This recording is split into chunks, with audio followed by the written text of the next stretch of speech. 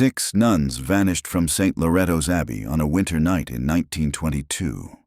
Their chapel doors were locked from the inside, candles still burning on the altar, and a single phrase carved into the stone: Credere, perire est. To believe is to perish. For decades, the church called it a tragedy. Locals called it a curse. When the truth finally surfaced a century later, the discovery stunned everyone, because one of the missing sisters had never left the Abbey at all. If mysteries like this haunt you, subscribe and follow the investigation. The train rolled through the prairie darkness like a pulse that refused to die. Every few miles, its whistle echoed against the empty fields and came back thinner, lonelier, as though the land itself were whispering a response. Dr. Eliza Warren sat by the window of the last car, her notebook open but untouched. The headline she'd clipped from the university archive fluttered faintly under the fan. 6 sisters vanish from Loretto Abbey. Sheriff baffled, church silent. Date: February 9th, 1922. She'd read it 100 times, but the words refused to dull. Vanish, baffled, silent. The trifecta of every obsession she'd ever chased outside. Lightning flared in the distance, revealing the silhouette of a bell tower long since abandoned, a spine against the horizon. She was heading there now. 103 years later, Eliza had written 3 books on post-war disappearances within religious institutions, including one that began with her own grandfather's name in a missing chaplain's ledger. None of them had prepared her for this. Loretto wasn't simply another unsolved case. It was a burial, an erasure the church itself had sealed. The file she'd received from a retired archivist 2 weeks earlier still smelled of mold and candle soot. Inside had been a set of photos: 6 nuns in white habits, faces blurred by the exposure, and a typed note in fading ink: "Do not open the crypt, they are still singing." When she'd called the archivist to ask what he meant, the line had gone dead. 2 days later, his obituary appeared in the Waco Tribune. Now the prairie opened, and in the far distance, lightning illuminated the outline of St. Loretto's Abbey, or what was left of it. A blackened spire, half-collapsed walls, and a field overrun with reeds where a river had once run. The conductor slowed the train, glancing back. "Nobody gets off here, ma'am," he said. "I know." She smiled thinly. "That's why I'm getting off." The platform was barely more than a plank and a rusted sign, but when her boots hit the wood, a strange quiet settled over everything. No crickets, no wind, just the faint echo of bells. 6 notes, one for each of the lost sisters. Eliza paused, recording softly into her dictaphone. Field note, February 8th, 2025. Loretto Township, population 42. Site of St. Loretto's Abbey, closed 1922 after the disappearance of 6 nuns. Objective: determine veracity of reported crypt beneath chapel. Her voice sounded smaller than she meant it to. A dirt road led from the tracks toward the dark outline of the Abbey. The grass grew tall and pale in the moonlight, bending in the cold wind that smelled faintly of iron. Each step forward seemed to thicken the air. When she reached the gates, she found them chained, not by modern lock, but by ironwork fused by rust, like something meant never to open again. She aimed her flashlight through the bars. The courtyard beyond was littered with stones, but in the center stood the fountain, bone-white marble, dry for decades, and around its rim, words still legible beneath moss: Deus audit silentium, God hears silence. She whispered it aloud, and the wind shifted, carrying a faint chime from somewhere inside the ruins. Her light swept across the courtyard and caught movement. A shape, slight and robed, crossing the nave where no floor remained. When she blinked, it was gone. Probably an owl, she murmured to herself, but owls didn't wear veils. The gate groaned as she pushed. Rust flaked like ash. Inside, the abbey's nave was hollow. Ribs of stone arching toward a sky so black it seemed to swallow the stars. The floor was a carpet of dust and bird bones. Candlesticks leaned against broken pews. She raised her recorder again. Interior collapsed structural remains suggest Gothic revival architecture. Stone imported. Possible river flooding around the 1950s caused... Her voice trailed off at the far end of the chapel, beneath the collapsed altar. The light caught something carved into the marble base. The same Latin phrase from the report. Credere perire est. To believe is to perish. She crouched, tracing the letters. The grooves were deep, deliberate, almost ritualistic.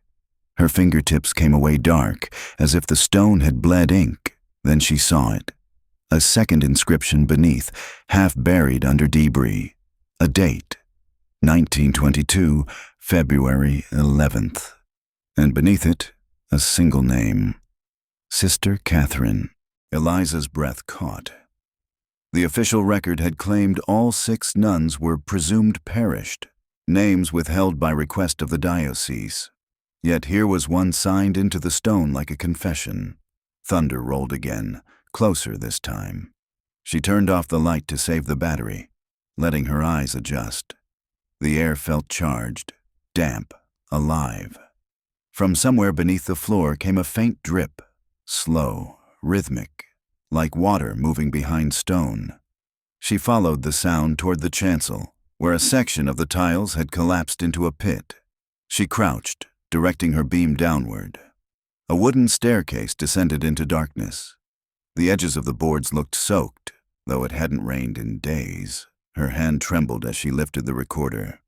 Unmarked stairwell discovered beneath altar. Possible access to crypt referenced in archival note. Something flickered below, not movement, but light, faint and golden, as if a candle still burned somewhere far beneath. She hesitated only a moment, then began to descend. The first step groaned. The second gave slightly under her weight. The smell intensified. Wax, water, and something older, almost sweet. 10 steps down, the air grew colder. She could hear it now, clearer. 6 voices, low and harmonic, singing in Latin. She froze, flashlight trembling in her grip. The sound rose once more, then stopped, as if the singers had heard her too. Silence flooded the passage, and then, from the dark below, a woman's voice, soft, calm, unmistakably human, whispered, "You shouldn't have come, Doctor." Eliza's light flickered. The stair gave way, and everything went black. When Dr. Eliza Warren woke, the world was stone and silence. Her cheek pressed against cold marble, dust dry in her throat.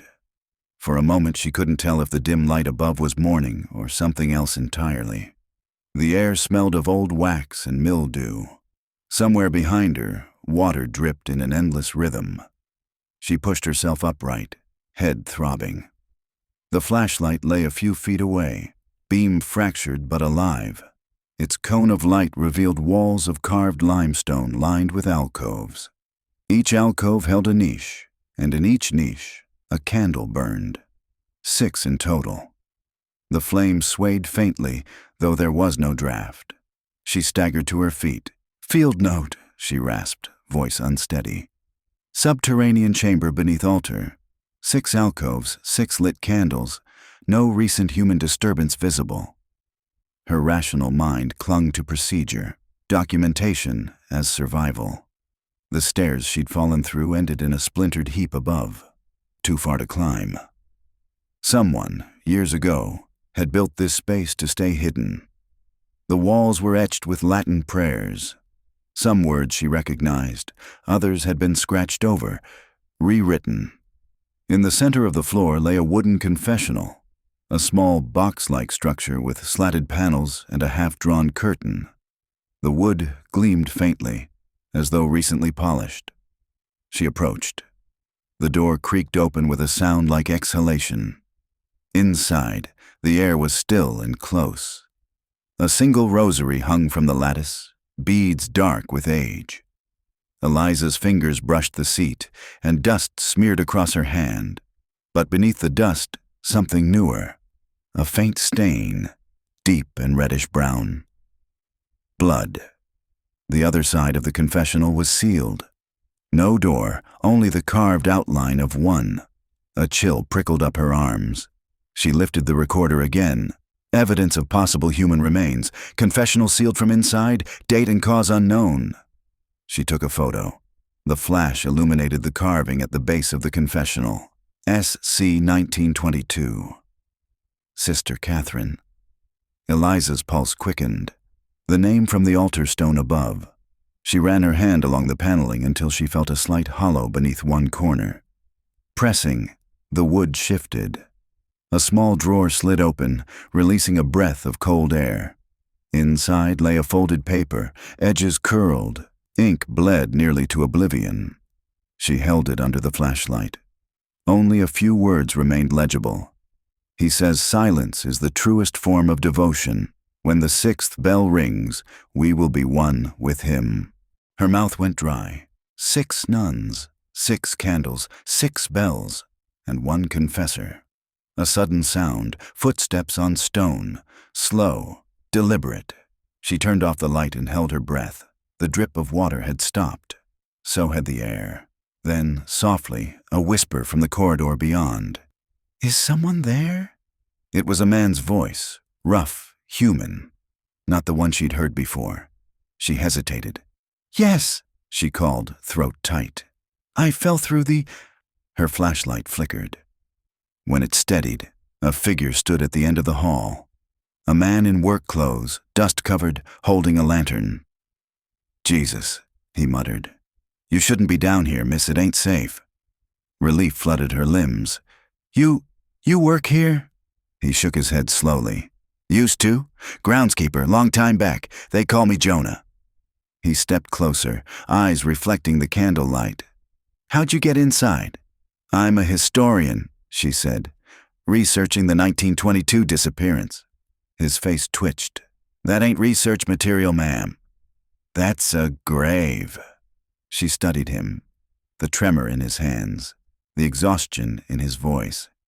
He wasn't young, maybe late 60s, but his eyes looked older. "I read there was a crypt," she said carefully. "No one ever confirmed it."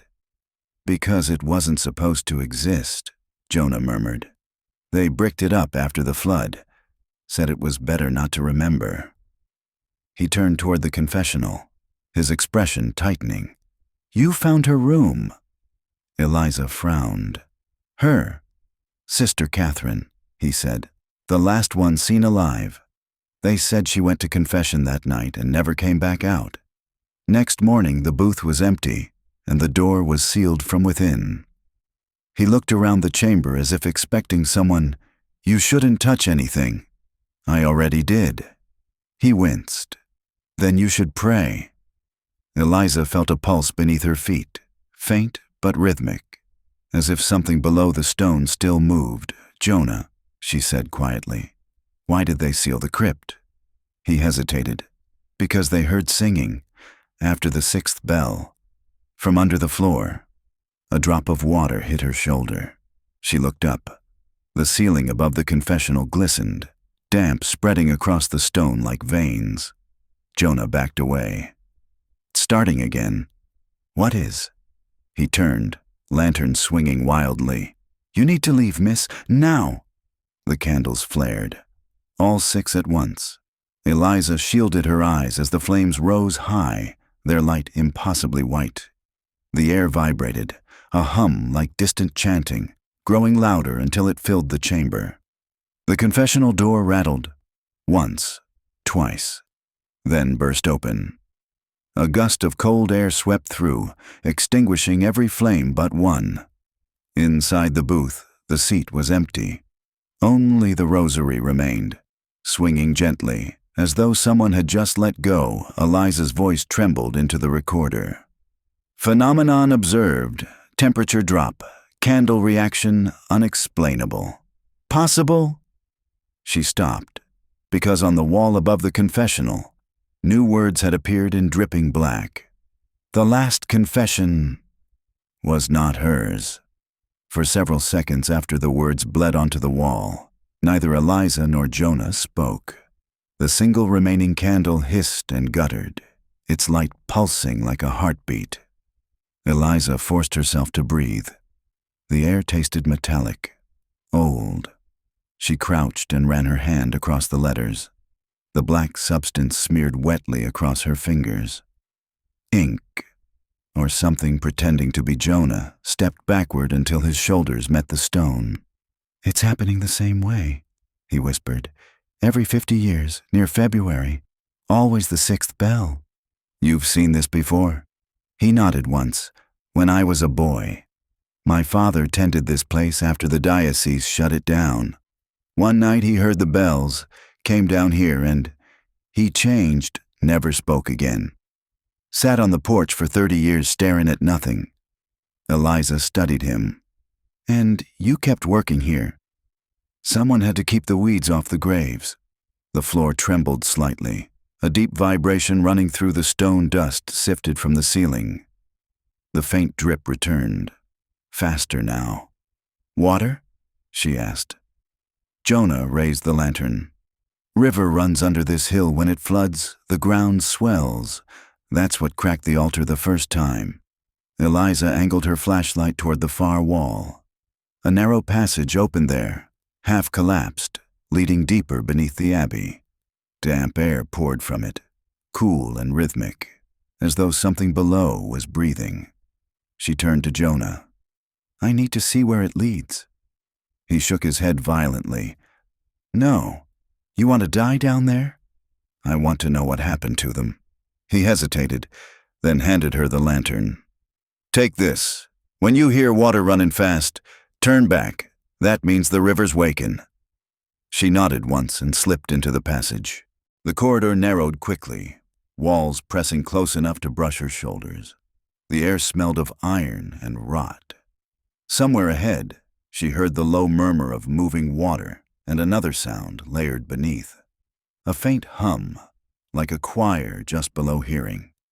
Her boots splashed through shallow puddles. Old frescoes peeled from the stone, painted saints with eyeless faces. Halos faded to gray. She kept the recorder close. Sub-crypt corridor extending approximately 20 meters. Signs of moisture infiltration and hand-carved imagery, consistent with early 20th century devotional art. Unconfirmed auditory phenomena. Her own voice steadied her. After another few steps, the tunnel widened into a chamber carved directly into the bedrock. In the center lay a circular pool no larger than a baptismal font, its surface smooth as glass. Beneath the water she could see shapes, 6 of them. Pale and still, Eliza knelt. The lantern light rippled across the water, distorting the outlines until they seemed to move. She leaned closer. They weren't bodies, not anymore. Each was a marble effigy, worn but delicate, nuns carved in repose, their hands clasped, faces serene. Around the base of each statue, letters etched in Latin formed a ring. Eliza brushed away sediment from the nearest one. The words read, "Silentium est lux." Silence is light. She felt a sudden pressure in her ears, as though the air itself tightened. The water vibrated once, concentric ripples radiating outward, though nothing had touched it. Then a single bubble rose and burst. A smell of candle smoke drifted up from the pool. She turned sharply. Jonah stood in the mouth of the tunnel, face pale. "Don't touch the water," he warned. "I wasn't going to." He pointed toward the opposite wall. "Look there." Carved into the stone was a door-shaped recess, sealed with a slab of marble identical to the altar above. Upon it, the same inscription, "Credere perire." As Jonah swallowed. Behind that is the river. That's where they said it took them. The church flooded this deliberately? They tried to bury the current, couldn't. It just moved lower. Eliza approached the sealed door, tracing the edge where mortar met stone. There's airflow. It's not fully closed. Jonah's lantern flickered. The water in the pool began to tremble, tiny waves slapping the edges. The faint humming swelled. Distinct voices now. 6. Intertwined in wordless harmony, Eliza backed away. You hear that? He nodded slowly. Same hymn they sang before they vanished. The marble slab shuddered, dust spraying from its seams. Jonah dropped the lantern. It rolled, spilling flame across damp floor. We have to go. She reached for him, but the water surged upward as if something beneath had exhaled. The statues rocked within their sockets, stone fingers loosening. From below, light erupted, soft gold like candle fire magnified 100-fold. Eliza threw her arm over her eyes. When she lowered it, the water had gone still again. The pool now empty. The effigies gone. Only their impressions remained in the stone, as if they had sunk straight through. Jonah's voice was a rasp. They answered the call. Eliza's hands trembled as she clicked the recorder. Observed displacement of 6 marble effigies. Unexplained apparent luminescence emanating from subsurface. Possible. Her words faltered as she saw the lantern flame curl sideways, drawn toward the sealed door as though gravity had tilted. Something pressed from the other side. A slow bulge formed in the marble, the surface stretching without cracking. Jonah grabbed her arm. We're leaving. The hum became a chorus, the same 6 notes that had rung the night they disappeared. They ran, the corridor breathing around them, water following in sudden sheets along the floor. The sound of bells chased them upward.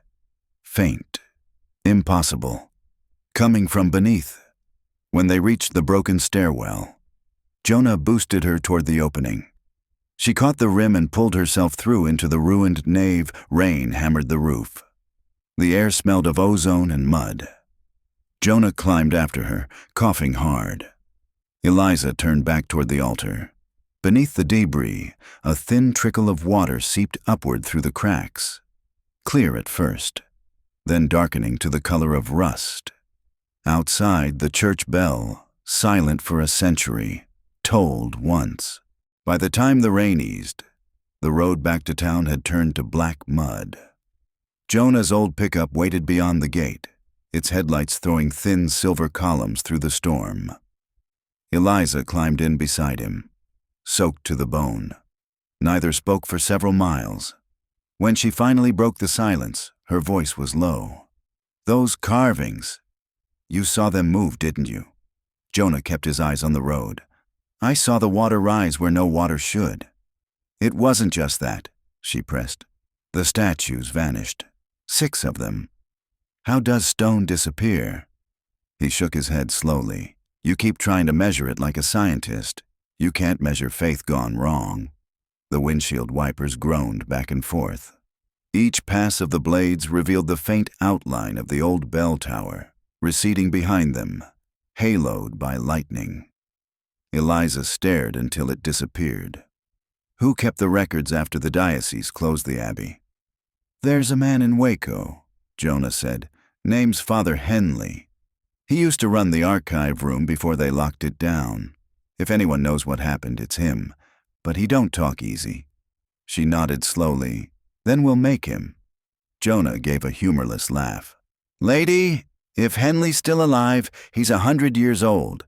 People like that don't get made to do anything. They reached Waco after midnight. The town slept under a thin fog, the streets empty except for the stray glow of neon from a 24-hour diner. Jonah parked beside a brick building with boarded windows and a faded sign, Diocesan Records. Closed to public. Eliza got out, flashlight ready. You're not coming? He leaned across the seat, eyes shadowed. You go ask your questions, but if you hear bells, you run. She didn't answer inside. The building smelled of dust and old paper. The front hall was lined with file cabinets, their labels flaking. 1920 to 1935, property disputes, clergy obituaries. A narrow staircase led upward toward a faint flicker of candlelight. Eliza climbed slowly, every step creaking. At the top sat an old man behind a desk stacked with yellowed folders. He was thin, almost translucent, skin the color of parchment. A single candle burned beside him, though an electric lamp sat unused. "You shouldn't be here," he said without looking up. Eliza hesitated. "Father Henley." His eyes lifted, pale gray, like glass left in sunlight too long. "You found Loretto." Her pulse quickened. "I'm a historian. I'm studying the 1922 disappearance. I need to know what the church found, or buried." He smiled faintly, a motion that barely reached his eyes. "The church doesn't bury things, Doctor. It sanctifies them." 6 women vanished. Their names were erased. Someone carved warnings into the walls. "Warnings?" She nodded. "Credere, perire est." You know what it means. Henley closed a file with slow precision. To believe is to perish. A heresy and a prophecy, depending on who you ask. He rose, moving to a locked cabinet. From it, he drew a flat wooden box bound with leather straps. "You think those sisters simply vanished, but you misunderstand what they believed." He set the box on the desk and opened it. Inside lay 6 photographs, black and white, edges curling, the nuns standing in the Abbey courtyard. In each image, their faces had blurred almost completely, as though exposure itself had refused them. "This was taken a week before they disappeared," Henley said. "The photographers swore they were moving, even while standing still." Eliza studied the pictures. They believed they could ascend. They believed silence itself was divine, that through it, they could transcend the flesh. The abbess led them in a ritual, one forbidden since the 14th century, a psalm that shouldn't be spoken. 6 voices becoming one. He leaned closer. "You've heard it, haven't you?" Eliza froze. "Heard what?" "The hymn you were in the crypt."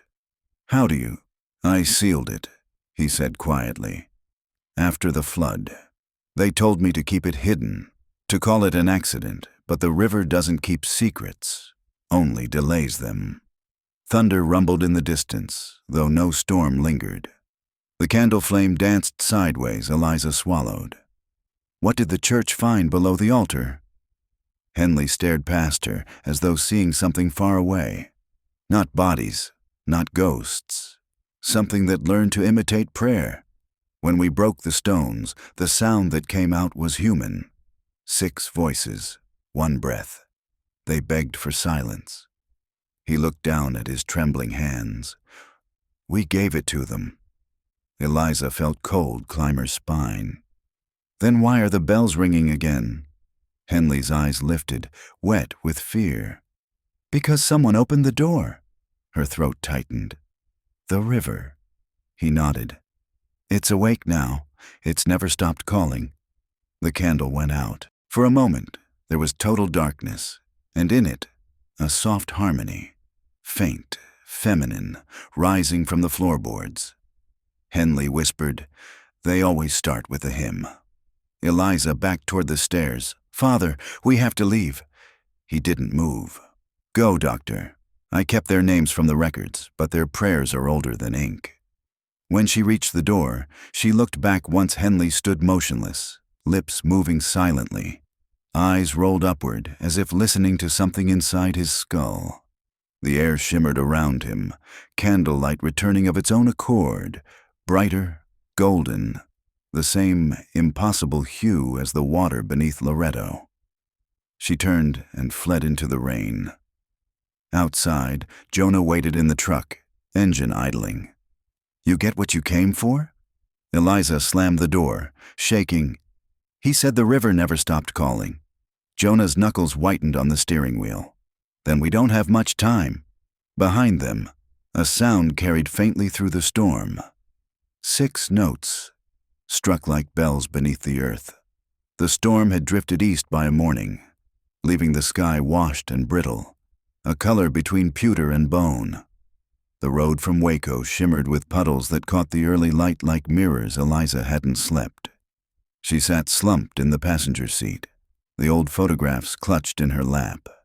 Each blurred face seemed to shift when she blinked. Jonah chewed the stem of an unlit cigarette, eyes on the horizon. "You're sure he said the river?" "He said it never stopped calling," she murmured, as if it were alive. Jonah spat out the cigarette and nodded toward the hill ahead, where the ruins of Loretto stood like ribs under fog. "Then maybe it's time we answer it." They parked near the fallen gate. The air smelled of wet limestone and old incense. From the slope below, the river glinted in the morning haze, wide, slow, deceptively calm. Eliza stepped out first. Her boots sank into the soaked earth. "The current's low enough to reach the lower crypt." Jonah tightened his coat. "That's assuming there's still a crypt left." The path wound down through cypress trees, bent low by years of storms. Every few yards, pieces of marble jutted from the mud, fragments of the old Abbey wall, half buried like bones. When they reached the riverbank, she stopped. The water moved in strange rhythms, a pulse almost, rings spreading outward from no visible source. "You see that?" she asked. Jonah squinted. "It's breathing the way something does right before it wakes up." They watched as a small bubble rose, burst, and left behind a faint shimmer, gold as candlelight. Eliza whispered, "The same light in the photographs." "Let's make this quick," Jonah said, "before whatever's breathing decides to wake up." They followed the bank until they reached the remnants of the chapel foundation. The river had eaten half of it, leaving only a fractured archway. Beneath the arch yawned a dark cavity, the lower crypt, sealed decades before Eliza knelt beside it. The air that seeped out was colder than the morning. Jonah handed her a flashlight. "Ladies first." "Brave of you," she said, but her voice trembled. Inside, the passage sloped downward, slick with algae. The beam cut through mist and dust, catching the glint of something metallic on the wall. Latin script carved deep, lux per silentium, light through silence. Her throat tightened. This wasn't in any record. Maybe that's the point. They moved deeper. The tunnel opened into a chamber supported by cracked pillars. Rainwater dripped through the ceiling in slow, rhythmic beats that echoed like a heartbeat. At the center stood a stone altar half submerged in water. Around it, 6 shallow depressions marred the floor. Graves, perhaps, or places for kneeling. Eliza's light caught movement in the pool beside the altar, a pale shape beneath the surface. Cloth. She crouched, heart hammering, and reached in. The water was icy. Her fingers brushed fabric. Linen, rough, folded over something solid. She pulled. A small wooden rosary surfaced, its beads darkened with age. The crucifix had been replaced by a triangle, etched with a hollow circle. Jonah cursed softly. "That ain't scripture." Eliza turned it in her hand. "I've seen this before. In one of the banned Vatican manuscripts, Ordo Vacui, the Order of Emptiness." Jonah's gaze flicked toward the tunnel. "Sounds about right." She set the rosary on the altar and scanned the wall behind it. More carvings, half hidden under grime. 6 names faintly visible. Sister Eleanor, Sister Ruth, Sister Mercy, Sister Claire, Sister Agnes, Sister Madeline. Eliza whispered each one aloud. The chamber responded. The dripping stopped. The air thickened, pressure building like the moment before thunder. The river outside seemed to hush. "Eliza," Jonah said slowly, "I think you should stop saying their names." But she couldn't. Something in her voice no longer felt entirely hers. "Sister Madeline," she finished. A soft sound rose from the pool. Not water, but breath. Then a whisper, overlapping voices forming one low note that trembled the walls. Jonah grabbed her arm. "We're leaving." The light flickered. A handprint bloomed on the altar stone, Wet, translucent, then gone. Eliza stumbled backward. "They're not gone, Jonah. They're trapped." "Trapped or waitin'. Either way, we don't want to find out which." They ran for the tunnel, the echo of the single tone following them like a siren. Outside, the sun had turned white, bleaching the sky. The river looked still again, but when Jonah touched the surface with his boot, it recoiled, just slightly, as if the water itself had flinched. He crossed himself unconsciously. Father Henley was right. "You woke something." Eliza stared at the rosary still clutched in her hand. They wanted silence. Maybe we gave them the opposite.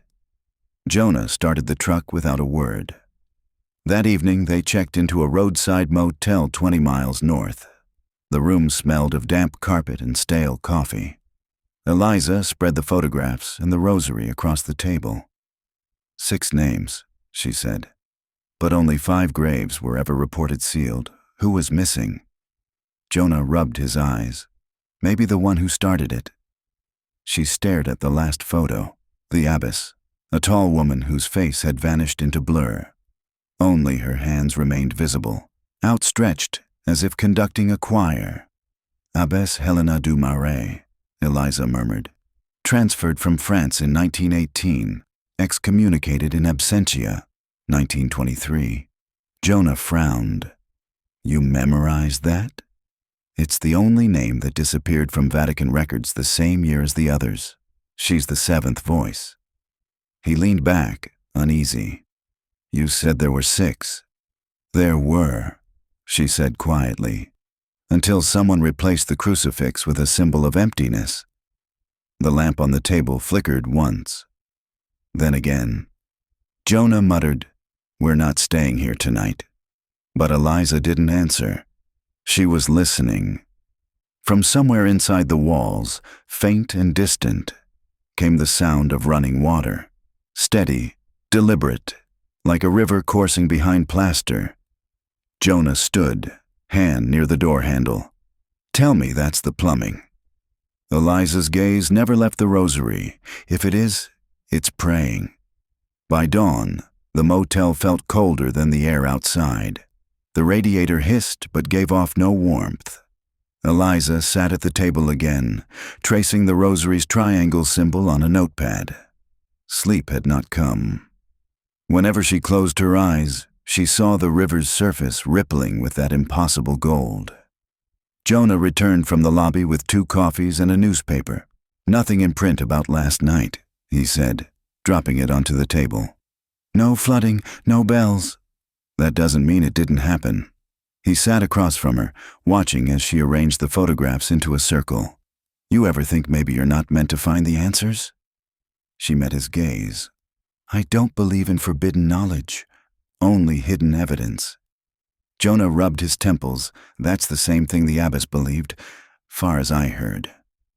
Eliza turned one photograph toward him. Abbess Helena du Marais. She wasn't just their leader, she was their experiment. 6 nuns followed her into silence, but she was the 7th. The one who conducted the hymn. Jonah looked uneasy. "You're saying she's still down there?" "I'm saying she never left." The wind rattled the window. Somewhere outside, a train passed, its whistle long and mournful. Eliza picked up her recorder. Field note, February 9th. Found evidence of 7th participant in 1922 disappearance. The abbess may have remained in contact with surviving clergy after the event. Possible link to Order of Emptiness. Investigating. Jonah sighed. "You really think talking into that thing keeps you safe?" "It keeps me sane." He studied her for a long moment, then said, "There's one more person you should talk to, Sister Marianne. She lives out by the state line. Last novice from Loretto, who wasn't in the chapel that night. She's near 90 now." Eliza straightened. "She's alive?" "Barely. Folks say she doesn't speak much, but maybe she'll talk to you." They drove for hours through flat country, the sky whitening into glare. By noon, they reached a cluster of clapboard houses ringed with wild sage. The convent was little more than a farmhouse painted gray. A young caretaker met them at the door. "Sister Marianne doesn't get visitors. I'm here on her history, Eliza said. I won't stay long. After a moment, the caretaker relented and led them down a narrow hall to a room heavy with incense. Sister Marianne sat in a rocking chair by the window, a blanket over her knees. Her skin was parchment thin, her eyes filmed with cataracts, but her gaze was sharp. I know why you've come, she said before Eliza spoke. Her voice carried the dry rustle of old pages. Eliza knelt beside her. You were there, weren't you? The night they disappeared. Marianne's lips trembled. I was in the infirmary. Fever kept me from joining them. The bells woke me. 6 rings, then nothing. Eliza hesitated. Did you ever see Abbess Helena again? The nun's hands clenched around her rosary. She told us silence would be salvation, that words were a prison. We believed her until we saw what silence asked in return. Jonah shifted uncomfortably near the doorway. And what was that? Marianne looked up, eyes clouded with tears. It wanted to be heard. Eliza felt her skin crawl. The hymn? Marianne nodded. It wasn't sung, it was answered. She made them stand in a circle, feet in the river water, mouths open. The sound that came wasn't theirs. It came through them, and when it ended, there were only 6. The room seemed to tilt. Marianne gripped Eliza's wrist suddenly, strength surprising. Do not call her name, she whispered. Do not listen when she answers. The 7th voice is never hers. It's what she opened. The old woman's breathing quickened, then stilled. Her eyes rolled back, lips moving silently. Jonah crossed himself. She's praying. Eliza shook her gently. Sister Marianne, can you hear me? A faint hiss escaped the nun's throat. Not breath. Whisper. Words forming without sound. Eliza leaned closer and caught a single syllable. Amnion. Then the rocking chair went still. Eliza's pulse roared in her ears. She's gone. Jonah looked toward the window. We should go too. But Eliza wasn't ready. She scribbled the word amnion in her notebook, underlining it twice. It's Greek, means sacred vessel, or womb. She called the river a womb. Jonah muttered, You really think that's what's waiting under there? She closed the notebook. Something was born that night. And it's still hungry. They left the convent in silence. By dusk, they were back on the road to Loretto. The sun bled out behind the horizon, staining the fields red. Jonah drove slower than usual. If we go back, we might not come out again. I know, Eliza said softly. But if we don't, no one will ever close it. The first star appeared over the black outline of the Abbey ruins. The river shimmered faintly, though there was no moon. As they approached, the truck's headlights flickered. The radio, dead since morning, crackled once. 6 tones, bell-like, perfectly even. Eliza turned it off, heart pounding. Jonah exhaled. Guess that's our invitation. When they stepped out, the night air was thick and warm, the smell of rain gone sour. The river glowed faintly with that same golden hue, pulsing every few seconds like the beat of a buried heart. Eliza whispered, Do you hear that? Jonah nodded.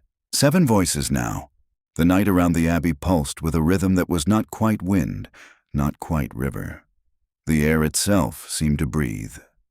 Eliza stood on the bank with a rosary coiled around her wrist, the triangle and circle symbol pressed against her skin.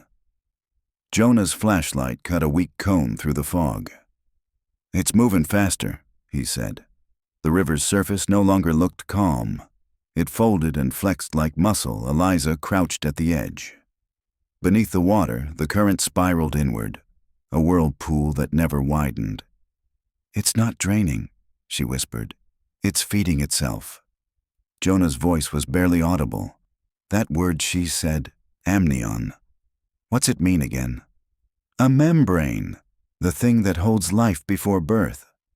She glanced at him. Maybe this river isn't a grave. Maybe it's a womb. Lightning flashed, white and sharp. For an instant, she saw the ruins reflected perfectly on the water's surface, but upside down, inverted, as if another abbey stood beneath, its windows glowing faint gold. Then the sound began. A low hum first, then 6 clear tones, bell pure, joining one after another until the 7th broke through. Higher, fragile, human. The earth underfoot vibrated. Jonah grabbed her shoulder. "We should go, now!" She didn't move. The sound drew her forward, gentle and absolute. Each step into the shallows felt like surrender. The cold clamped her legs, but the pull below was stronger than fear. "Eliza!" She turned, eyes wide. "Listen." The river answered her. Bubbles rose around her knees, forming words in the churned reflection. Amnion. Then the surface split. Something emerged. A shape neither flesh nor stone, a shimmer of water suspended in air. Within it, 6 faint outlines shifted like figures trapped behind glass. Faces half-formed, lips moving in silent prayer. Jonah stumbled backward, cross in hand. "Lord, have mercy." The thing pulsed once. A whisper slid through the air, 6 voices overlapping. "She waits." Eliza stepped closer despite herself. "Abbess Helena?" The river brightened, gold surging upward. For an instant the shape resolved into a woman's form, veiled, luminous, her mouth opening as if to speak. But the 7th voice answered instead. It came from everywhere at once, an inhuman chord that hollowed the night. The whirlpool exploded outward, drenching them both. The apparition collapsed back into the current, leaving only the echo of that cry reverberating through the ground. Jonah dragged her to the bank, coughing. "That ain't no abbess. That's the thing she birthed." Eliza wiped mud from her face, trembling. "Then it's still being born." The glow that had filled the water did not vanish. It bled outward, veins of light threading through the riverbed, running toward the ruins. The abbey stones answered with a faint hum, mortar seams glowing as though fire traveled beneath them. Jonah hauled himself upright. "We have to seal it. Pour concrete, dynamite, anything." Eliza shook her head slowly. "You can't bury a birth." She stumbled toward the chapel, following the path of gold inside. The nave was flooded ankle deep. The reflections on the water showed not her face, but the 6 nuns, translucent and patient. Each step echoed twice, once in her world. Once in theirs at the altar, she found the carved slab cracked down the center, as if split from below. Steam rose from the fissure, carrying the smell of myrrh and rot. The words, Credere perire, glowed faintly, molten in the dark. Jonah appeared behind her, soaked and shivering. "Eliza, it's coming through, listen." A wet, rhythmic sound, like breath drawn through stone. From beneath the floor came the pulse of something enormous and near. She lifted the recorder with shaking hands. Field note: the phenomenon is active. The Abbey is resonating with the river's frequency. The air pressure. The recorder died with a hiss. Then the bells rang again, not from the tower but from below, their notes sliding together into a single long tone. The fissure widened. A rush of water burst upward, carrying fragments of marble and bone. Out of it rose a shape, human at first glance, then too tall, too fluid, its edges dissolving in vapor. Eliza could not move. The thing regarded her with the suggestion of a face, 6 features blending and separating when it spoke, every voice she had heard. The sisters, the abbess, even Father Henley, folded into one. Silence is not absence. It is what remains when faith forgets itself. Jonah fired the lantern's kerosene at it. The flames struck the water and vanished instantly. The creature extended a hand of light toward Eliza. Around its wrist glimmered the same triangle symbol as the rosary. For a heartbeat she felt weightless, as if the world had paused its rotation. The words formed unbidden in her mind. Amnion accepts what remembers. She tore the rosary from her wrist and hurled it into the fissure. The river's glow flared blindingly bright, then collapsed. The air imploded. When vision returned, the water was gone. The floor lay cracked but dry. The golden veins had faded to ash. Only the faint outline of 7 footprints remained burned into the stone. Jonah's voice came small and hoarse. "Is it over?" Eliza stared at the prints. The smallest one, 7th, was still wet. She whispered, "It's learning to walk." The morning after the floodlight faded, Loretto stood quiet under a gauze of mist. The smell of smoke and river silt clung to everything. Eliza woke in the nave where she and Jonah had collapsed, the cracked altar a few yards away. Her head throbbed. The recorder lay beside her, miraculously dry, its red light blinking as if it had never lost power. When she played it back, there was no voice, no water, no bells, only the faint rhythm of a heartbeat that was not her own. Jonah crouched near the doorway, staring at the floor. "You'd better come see this." Across the nave, 7 dark prints led from the fissure toward the open doors. Each was bare, delicate, perfectly defined. The 7th was smallest, the toes tapered like a child's. "They weren't there last night," Jonah said. Eliza knelt, tracing one with her fingertip. The stone was cold, but beneath the surface she felt a vibration, subtle, persistent. "They're still warm," she whispered. Jonah spat into the dust, unease settling in his shoulders. "Whatever you threw into that pit didn't stop it. You just gave it legs." Eliza looked toward the gate. The prints vanished into the fog beyond. "Then we follow." The trail led down the slope to the river road, where mud and gravel bore the same impressions. Each print gleamed faintly, as if lit from within. They walked in silence. The world seemed emptied of sound. Even the birds had vanished. After half a mile, the tracks turned off the road and entered the ruins of an old cemetery. The headstones leaned like tired sentinels. At the far end, beneath a yew tree, stood an open grave inside. Water pooled at the bottom, reflecting the sky. Jonah's face tightened. "That wasn't open yesterday." Eliza crouched at the edge. The headstone read, "Sister Catherine." Credere perire est. Her stomach twisted. She was the first. A single footprint pressed into the earth below the inscription, pointing downward into the grave. Jonah's breath came rough. "I'm done, Doc. I've seen enough holy nightmares for one lifetime." Eliza didn't answer. Something shimmered beneath the water in the pit, golden, faint, a pulse of light. Like before, without thinking, she lowered her hand toward it. The water rippled outward, and the reflection staring back at her was not her own. The face was veiled, serene, eyes closed. Then they opened. She jerked back, stumbling into Jonah's arms. "She's awake." They retreated to the truck, silence thick between them.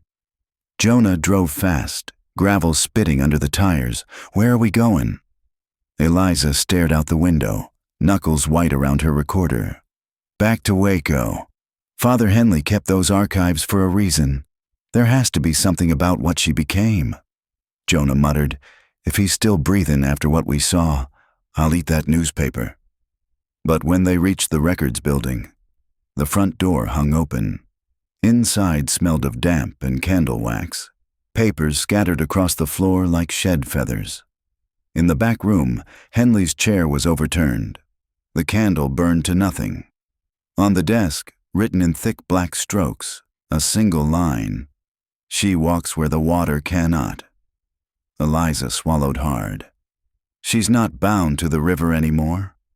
Jonah found the wooden archive box half smashed against the wall. Inside, soaked but intact, lay a parchment fragment in Latin. He handed it to her. "You read this stuff. What's it say?" She translated softly, "The amnion seeks vessel anew. Flesh remembers what stone forgets." Her gaze drifted to her hands, mud-stained, trembling. The skin around her wrist where the rosary had pressed was darkened, faintly glowing in the shape of the triangle. Jonah saw it too. "What the hell?" "It marked me," she whispered. "When I threw it back," he stepped away. "Then maybe you're the new vessel." She turned sharply. "Don't." But he was already backing toward the door. "You said it yourself, something was born. Maybe it chose its mother." The sound of bells rolled faintly through the distance. 7 now, not 6. Eliza's breath came fast. "Jonah, we can still stop it. We just need to understand what the amnion wants." He shook his head. "I don't think it wants. I think it remembers. And that's worse." Lightning flickered through the windows, though no storm brewed outside. The faint heartbeat from her recorder grew louder. She turned it off, but the sound continued, deep and resonant, emanating from beneath her ribs. Jonah stared.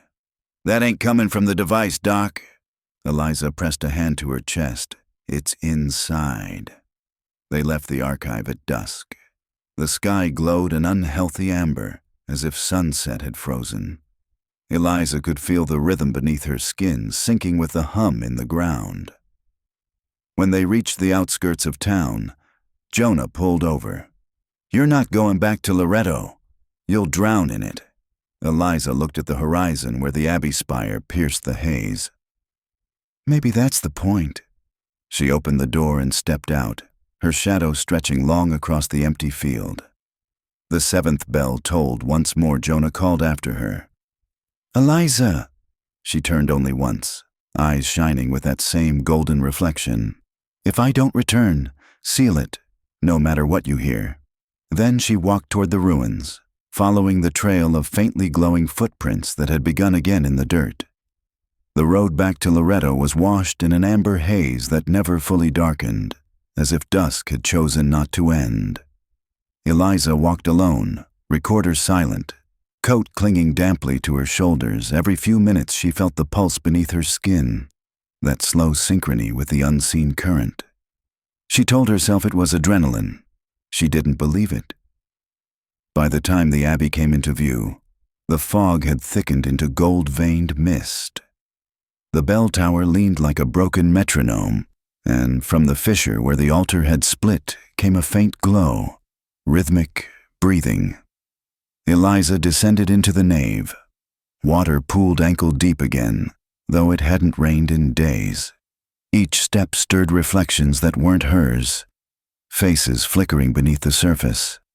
"Field note," she whispered, voice steadier than her heartbeat. "Reactivation of phenomenon.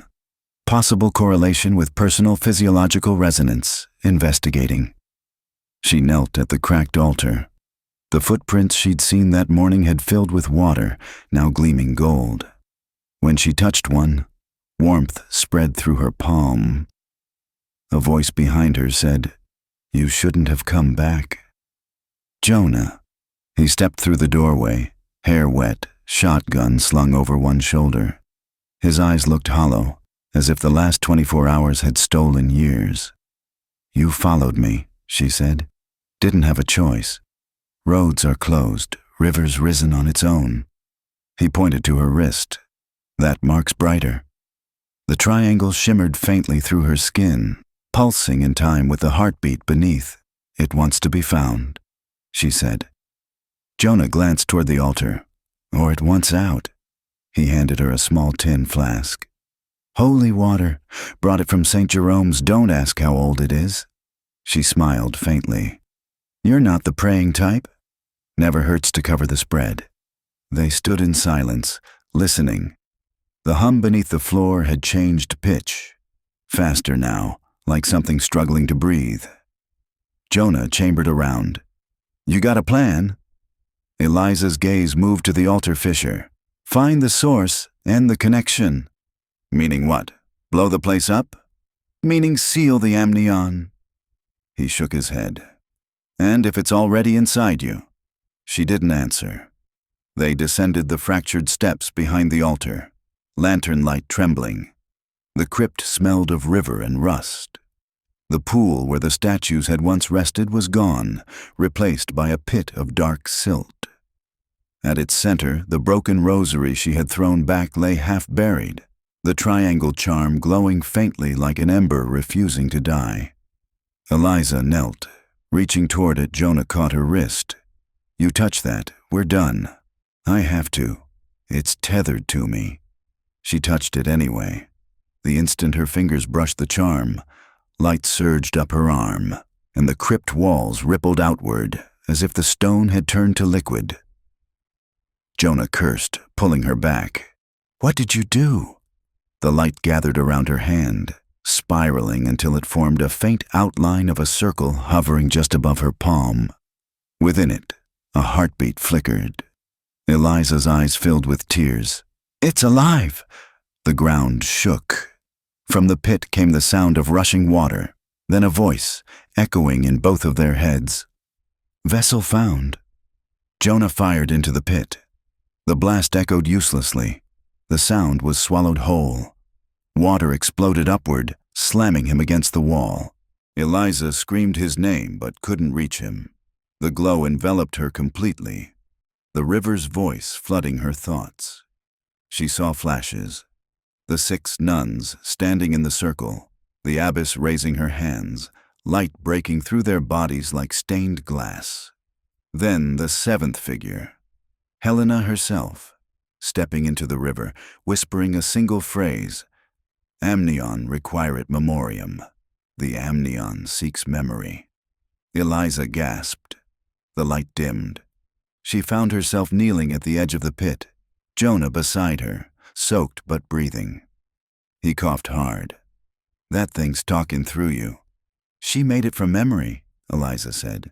"It feeds on what people forget. The church tried to erase them, and that's how it lived." Jonah shook his head. "Then stop remembering." "I can't. It's using me as its record." The water stilled, suddenly calm. A whisper brushed her ear, intimate and cold. "Then you will keep us forever." She clutched her head, crying out. The golden veins crawled up her neck, tracing her skin like roots. Jonah grabbed her shoulders. "Fight it!" She looked at him, eyes now flecked with gold. "You can't fight a memory." For a moment, everything froze. The hum stopped. Then, with a sound like glass breaking underwater, the pit collapsed inward. The shock wave knocked them both backward. Dust filled the crypt. The glow snuffed out. Jonah coughed, eyes watering. "Eliza!" She lay still, chest rising shallowly. The triangle mark had vanished. He shook her. "Doc!" Her eyes opened slowly, normal again, blue and clear. "It's quiet." Jonah exhaled hard, helping her sit. "Please tell me that means it's over." She looked down at her hands. "It's asleep." Jonah stood, wary. "Then we bury this place and never come back." But as they climbed toward the surface, Eliza felt it. The faint pulse deep within her chest, patient, waiting. At the top of the stairs, dawn filtered through the nave's shattered roof. The river outside gleamed a dull gray. No light, no hum. Jonah turned once more toward the altar. "Guess we won." Eliza didn't reply. She stared at the horizon where the river met the fields, and whispered so softly he couldn't hear. "Or it's just begun again." For 3 days, the river slept.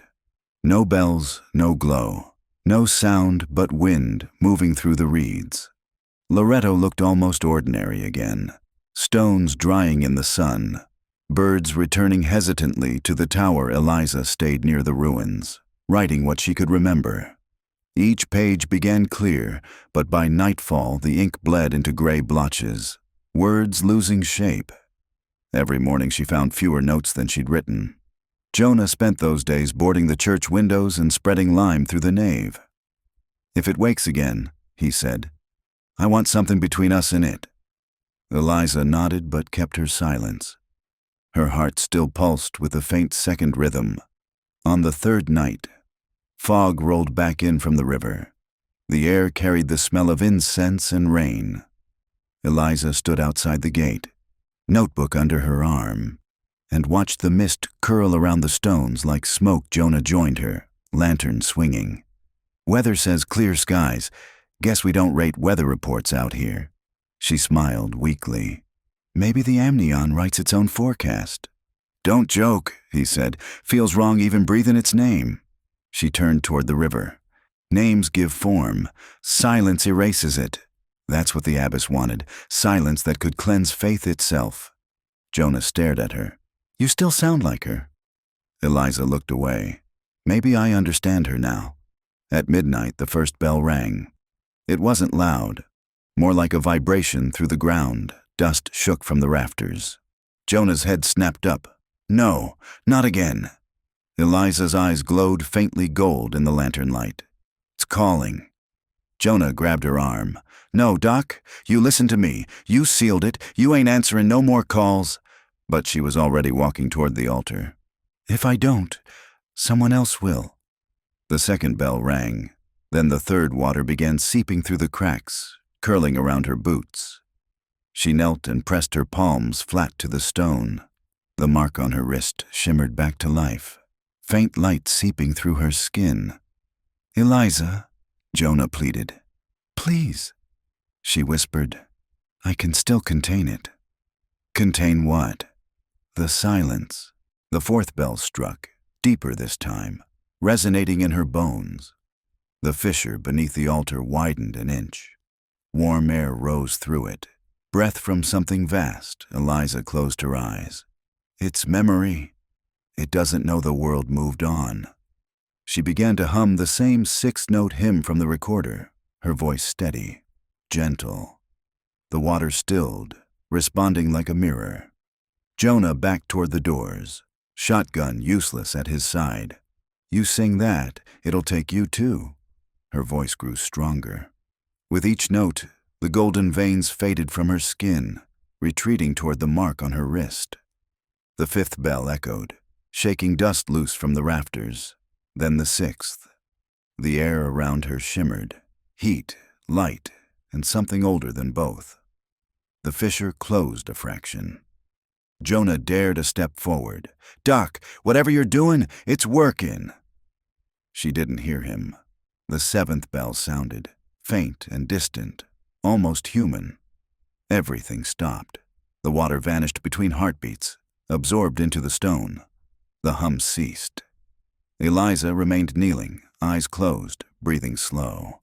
Jonah approached carefully. Eliza? She opened her eyes. They were clear again, only tired. It's over. He laughed once, hollow. You sure?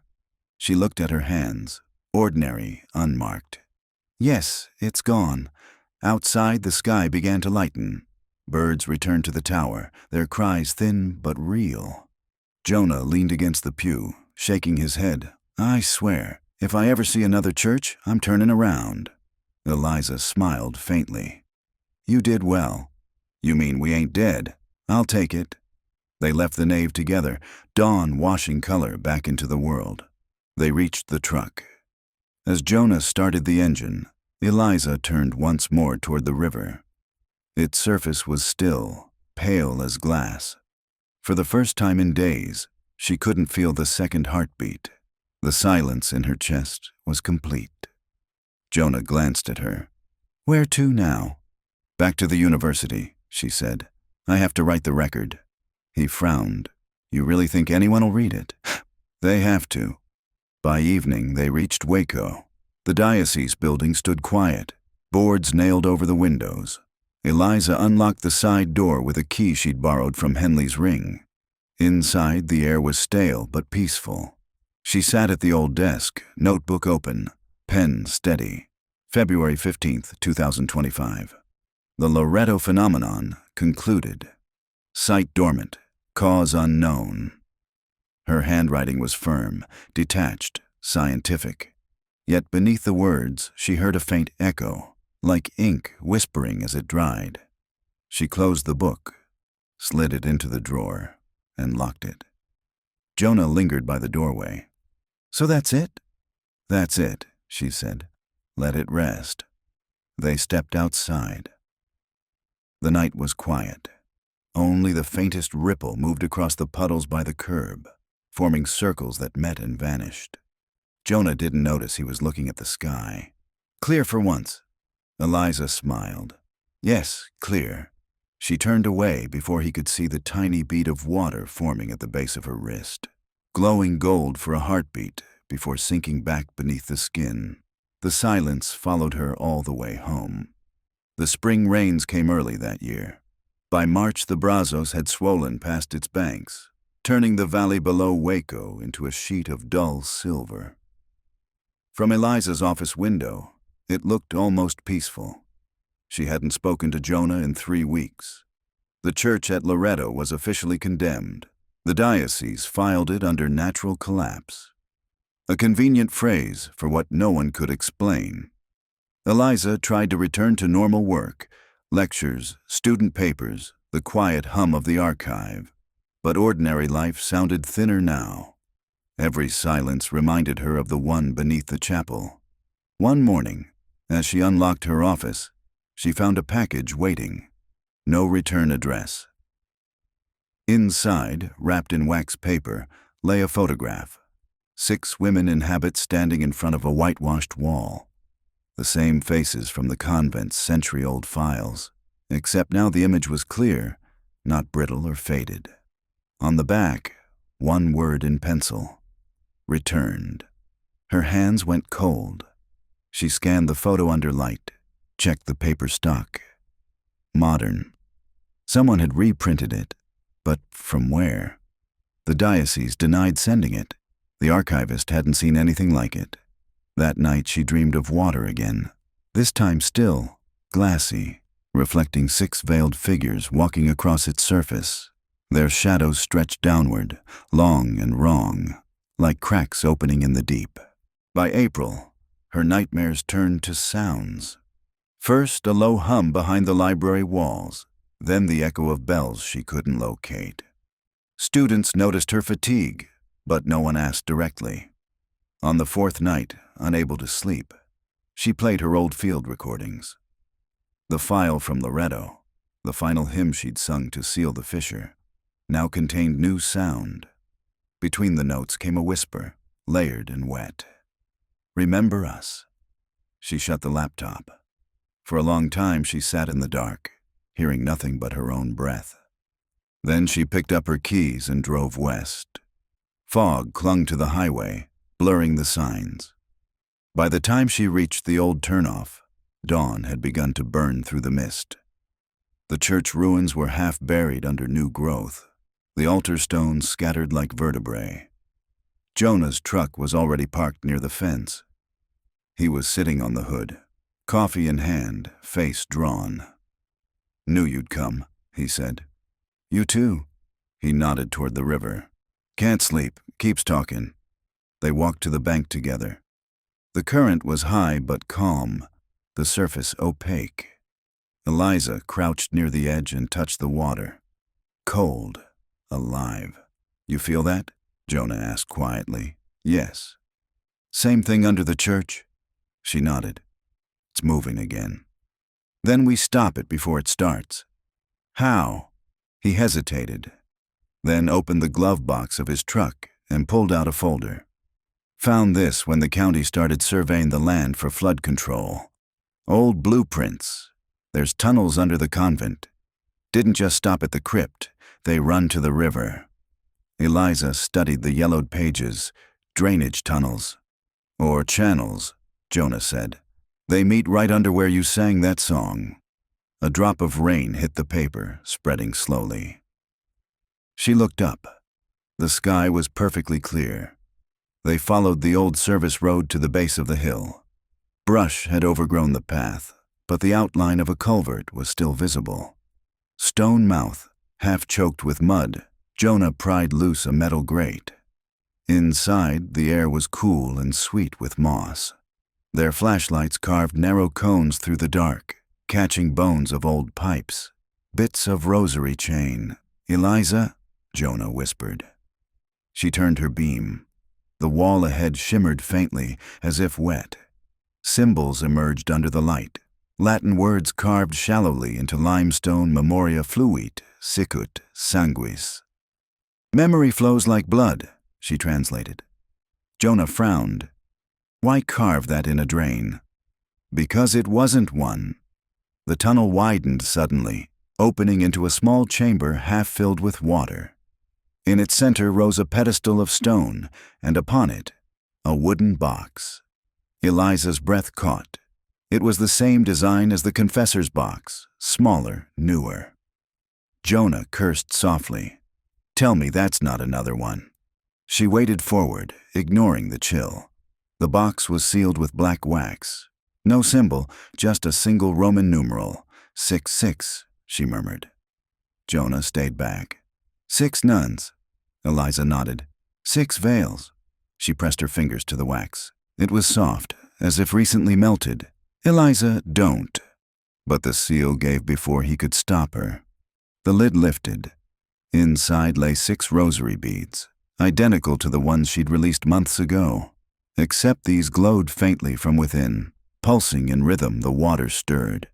Ripples spread outward from the pedestal, touching the walls. The carved words brightened, veins of light running through the stone. Jonah grabbed her arm. "We gotta go." She couldn't move. Her reflection in the water began to shift, splitting, multiplying, until 6 faces stared back at her. One whispered, "He remembers."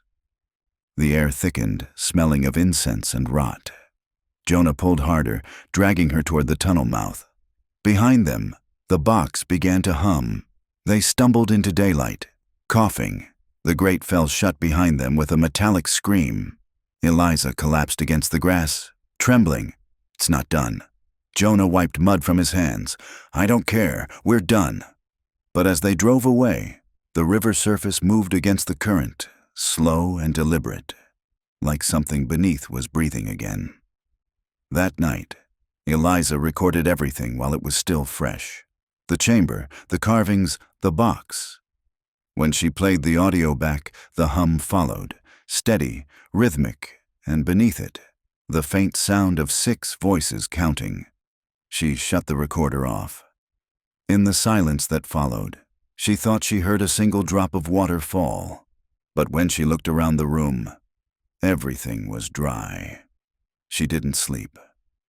Outside her window, far in the distance, a bell tolled once, low and wrong, echoing through the night. Morning broke without color. The valley around Loretto lay drowned in fog, thick enough to taste. Jonah's truck idled on the ridge, headlights useless, beams swallowed by mist. Eliza sat beside him, recorder balanced on her knee. "The water's still rising," she said. Jonah squinted toward where the river should be. "It's more than that. It's changing course." He was right. Beneath the fog came a deep, steady roar. The Brazos was shifting its bed, chewing through the meadow where the Abbey's foundation lay. Eliza stepped out, boots sinking into the mud. The air pulsed faintly, rhythmic as a heartbeat. "It's opening another way." Jonah followed, coat collar up, voice low. "You sure we should be this close?" She didn't answer. She walked until the ground fell away before her, a new chasm carved overnight. At its center, water spiraled downward, glittering with gold. "It's heading for the tunnels," she whispered. Jonah stared. "The ones we found yesterday?" "Yes, it's following memory." He frowned. "You keep saying that like it's got a mind." Eliza turned to him. "Not mind. Memory is older. It doesn't think, it repeats." The wind picked up. From deep inside the whirlpool came a sound. 6 notes, then the 7th, stretched into something like a sigh. Jonah crossed himself. "That's the hymn." Eliza gripped the recorder. "It's remembering its song." They descended the slope carefully, mud sliding beneath their feet. At the edge of the chasm, an old iron pipe jutted from the bank, one of the drainage tunnels. The water within glowed faintly. Eliza crouched, holding the recorder to the opening. "There's movement." Jonah leaned close. "That's breath." The next moment the river exhaled. A column of air shot from the pipe, knocking them backward. Voices spilled out with it. Dozens, layered, rising to a single word. "Amnion." Eliza pressed her hand to her wrist. The faint mark flared golden beneath her skin. "It's calling me," she said. "Then don't answer." But she was already standing. If it reaches the main channel, it'll spread. Every tributary carries memory. Every silence becomes a door. Jonah grabbed her arm. "Doc, listen to yourself. That's not science. That's faith," she said softly. "The same kind that drowned them." She slipped from his grasp and stepped into the shallow runoff. The cold cut through her like glass, but she kept moving until she reached the center of the spiral. "Eliza!" The current surged. Her voice rose over the roar. Field note, final observation. The amnion manifests as collective remembrance-seeking vessel, attempting closure through physical offering. "Closure through what?" Jonah shouted, but she was already sinking to her knees, hands pressed into the swirling water. The glow around her spread outward, turning the river surface into liquid light. Beneath her palms, she felt it, movement like muscle, the pulse of something immense and alive. "Take it back," she whispered. "All of it. The prayers, the silence, the fear. Take it." The seventh bell rang, not from above, but inside her chest. Jonah ran forward, fighting the current. "Eliza!" The light burst upward, blinding. For a moment he saw her suspended in it, hair floating, eyes closed, mouth forming silent words. Then the river swallowed everything. He plunged after her, but the force threw him back against the bank. When the glare finally dimmed, the chasm was empty. The water had stopped moving. "Eliza!" he shouted again. Only the echo answered. He searched for hours, wading through mud and debris until night fell. By dawn, the fog had lifted. The river had returned to its old course, calm as if nothing had ever disturbed it. He found her recorder half buried in silt. When he pressed play, static filled the air. Then faintly, "Field note. Closure achieved. Silence holds." He sank to his knees, head in hands. Days later, Jonah returned to Waco. He left the recorder on Father Henley's old desk and drove south, intending never to see the river again. But memory has its own currents. One evening, while refueling in a small town miles from Loretto, he heard bells. Faint at first, then clear. 7 tones, measured, precise. They came not from a church, but from the water tower beyond the fields, the metal ringing on its own. He froze, staring at the reflection of the setting sun in the puddles at his feet. The water rippled once, golden, before settling. When he looked up, a woman stood on the road ahead, figure slight, coat long, face turned away. For a moment he thought it was Eliza. "Doc," he called. She didn't move. He walked closer, heart pounding. The wind carried the smell of river mud and myrrh. When he reached where she had stood, there was only a wet footprint, bare, delicate, glowing faintly before fading. Jonah backed away, whispering a prayer he couldn't finish. The wind died. The silence that followed was deep enough to feel. That night, far downstream, fishermen on the Brazos swore they saw a light moving just beneath the surface. Golden, slow, shaped like a woman walking. When they tried to approach, the light sank out of sight, leaving only still water and the echo of a single bell. The Brazos ran quiet again. Spring dissolved into summer, and the fields where Loretto once stood grew over with reeds and pale wildflowers. To travelers on the highway, it looked like nothing more than a low rise of earth beside the water, a forgotten bend in the river. But sometimes, at dusk, the light along that bend turned amber, too warm for sunset, too steady for reflection. Jonah Reeves moved south that June, settling in a town where nobody asked about his limp or his scars. He worked maintenance at the rail yard, lived in a rented room above the diner, and told himself he'd imagined the gold light that followed him down the highway. He stopped drinking coffee. It reminded him of nights on the road, the hum in the ground, the sound of water breathing, yet even in the noise of the trains, He sometimes heard it. 6 low tones, 1 high. He never said her name aloud. A letter arrived in July. No return address. Inside, a page torn from a field notebook, the handwriting precise and familiar. To Jonah Reeves. If you're reading this, it means the river still remembers. Do not be afraid of it. It only holds what we give it. I left something for you where the current slows. E.W. He read it 3 times before folding it carefully back into the envelope. Then he drove north. The road to Loretto had vanished beneath grass. The diocese had fenced off the area, posted signs warning of unstable ground. Jonah parked by the gate and walked the rest of the way. Even before he reached the river, he felt the change in the air.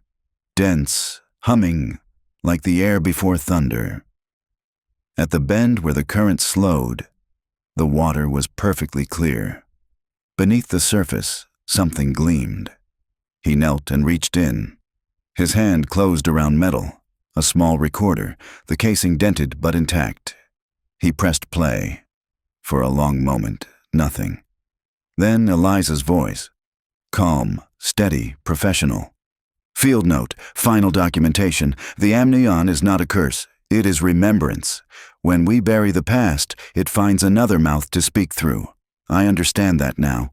If anyone hears this, know that silence is not the absence of truth. It's the shape truth leaves behind. Static filled the rest of the tape. Then one soft breath, and her voice again, barely above a whisper. Listen for the 7th bell. Jonah sat back on the riverbank, recorder resting in his lap. He waited. The first bell came with the wind. Faint, distant, a tone more felt than heard. Then another and another, until 6 notes rippled through the valley. The 7th never came. Only the sound of the river moving around him, unhurried, endless.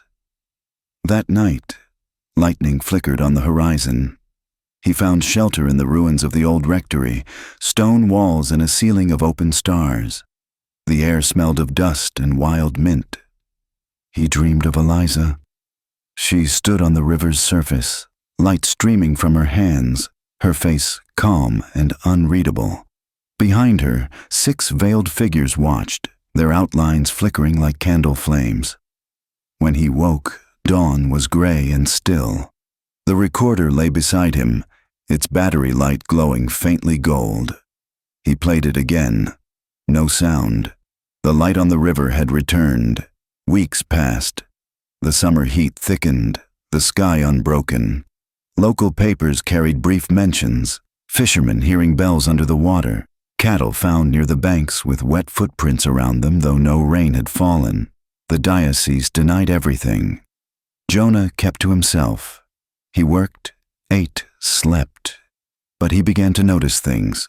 Mirrors fogging when he walked past. The faint scent of myrrh in his room. Water beating on the windows in perfectly round circles.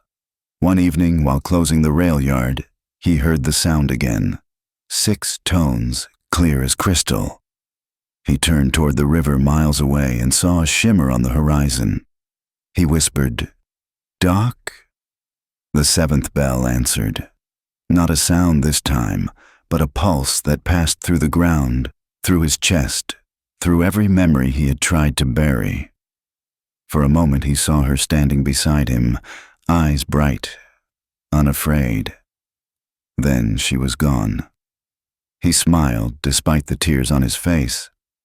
Guess you found your silence after all. Years later, a new town rose near the old site.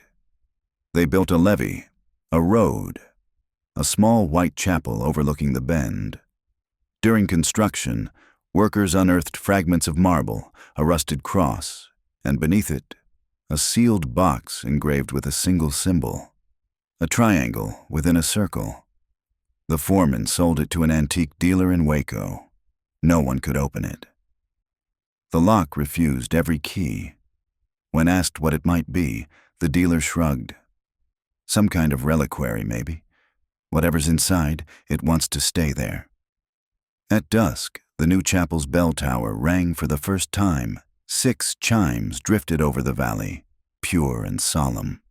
The 7th came late, deeper, resonant, rising not from the tower but from beneath the earth. The congregation paused, unsure whether to bow or run. Far below, in the old riverbed, a thin seam of light opened briefly, gold and soft like a heartbeat. Then it faded. The water above it stilled, and for a time, long enough for faith, for forgetting, for the next flood, the world was quiet. The river returned to its ordinary rhythm, brown water curling through reeds, dragonflies skimming the surface. Nothing in its movement hinted at the centuries buried beneath. Yet when the wind turned just right, a faint tone still trembled through the air, too measured to be wind, too human to be anything else. The valley healed itself slowly. Wild flowers covered the last of the foundation stones, and locals stopped warning their children about the place. The story of the missing nuns faded again into rumor, a curiosity for tourists, a whisper for night shift truckers passing through. But some nights, when moonlight burned pale on the water, the reflections still gathered, 7 shapes, faint, weightless, walking across the current before dissolving at dawn. Jonah Reeves grew older in a small town along the Gulf, working the docks, sleeping through storms. The scars along his arms itched whenever thunder rolled, and sometimes he'd wake certain he'd heard a bell, only to find the world perfectly quiet. He kept Eliza's notebook locked in a drawer, pages sealed against damp, though he could have recited every word from memory. He never went back to Loretto in time, the church rebuilt there, a modest stone chapel erected above the new levee. They called it Our Lady of Restorative Grace, and said nothing about the old foundation beneath. On the day it opened, the priest struck the bell 7 times. The 7th tone came out lower, thicker, resonant in the ground. Parishioners thought it beautiful. Jonah, listening on the radio hundreds of miles away, turned it off halfway through. Eliza Warren's research surfaced posthumously. A graduate student found the files in a sealed box labeled Loretto/audio residuals and submitted them to a university archive. Among the contents, fragments of field recordings, photographs of carvings, 1 rosary marked with a triangle enclosed by a circle, and a short, handwritten statement: to remember is to keep the world alive. To forget is to feed what waits in silence. The archivists debated whether to include it in the exhibit. They finally placed it under glass without attribution. Visitors said the handwriting changed slightly each time they came back to see it. In the town nearest the river, the children grew up hearing only the last part of the story, that the Abbey had drowned in its own prayer. Teenagers dared one another to walk the levee at night, counting to 7 between each footstep. Those who made it to the end said they heard a woman's voice behind them, quiet, almost kind, asking, "Do you still believe?" No one ever answered. On the 103rd anniversary of the disappearance, a filmmaker visited the site to shoot a documentary on American religious mysteries. His footage captured the chapel at dusk, the sky mirrored perfectly in the still water below. During post-production, his editor slowed one sequence to half speed and noticed something beneath the surface. Shapes moving opposite the current 6 veiled figures, walking in a circle around a 7th that glowed faintly gold. When they replayed the clip at normal speed, it was gone. The footage never aired. One evening that same year, Jonah drove back toward the river for the first time since the flood. He parked at the edge of the levee as rain began to fall, soft and steady. The chapel bell tower loomed faintly through the mist. He closed his eyes and listened. For a moment, there was nothing. Just rain and the creak of the truck cooling in the damp. Then the sound began again.